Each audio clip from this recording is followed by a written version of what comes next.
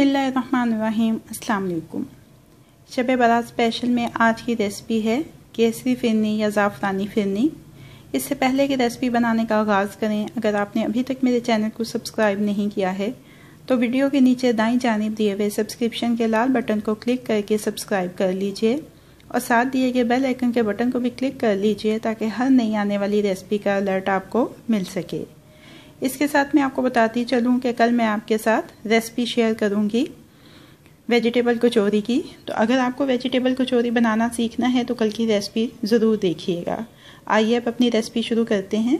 फिरनी बनाने के लिए सबसे पहले ज़रूरत है चावलों के पेस्ट की, जो मैंने पहले से तैयार करके रख लिया हुआ है। इसको तैयार करने का तरीका ये है कि चावलों को आधे घंटे के लिए भिगो दें, फिर खुले पानी में उबाल लें। उबाल के जो फालतू पानी उसको निकाल दें और दूध के साथ पीस के एक स्मूथ पेस्ट बना लें। 300 मिलीलीटर दूध चूल्हे पर चढ़ा दिया मैंने। इसमें मैं शामिल कर रही हूँ 2 से 3 हरी इलायची कुचल के डाल रही हूँ। आप चाहें तो हरी इलायची का पाउडर भी इस्तेमाल कर सकते हैं। जैसे ही इसमें उबाल आए, इसमें हम पेस्ट शामिल करेंगे चावलों का। 3 खाने के चम्मच चावलों का पेस्ट।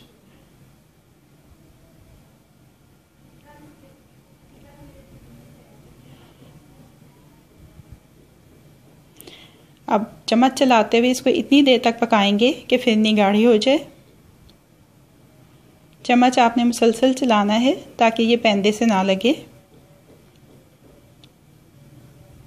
ये देखें फिरनी काफ़ी गाढ़ी हो चुकी है। अब इसमें शामिल करेंगे 4 खाने के चम्मच चीनी के, ये आप अपनी हस्बे ख्वाहिश शामिल करिए। आधा चाय का चम्मच ज़ाफ़रान का शामिल कर देंगे।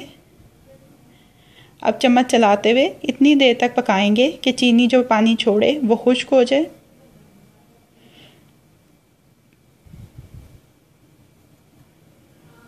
ये देखें कितना अच्छा रंग आया है ज़ाफ़रान की वजह से और खुशबू भी बहुत अच्छी आ रही है इसमें से।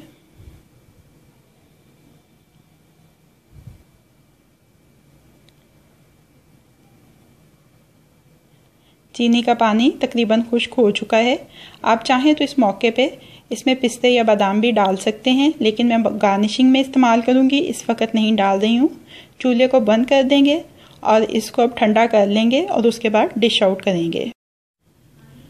फिरनी को डिश आउट कर लिया है मैंने। इसको पिस्ते और बादाम के साथ गार्निश किया है और चुटकी भर मैंने इसके ऊपर सब्ज़ इलायची का पाउडर छिड़का है। रेसिपी आपको कैसी लगी फीडबैक ज़रूर दीजिएगा। अगर आपको मेरी रेसिपी पसंद आई है तो इसको लाइक और शेयर भी कीजिएगा।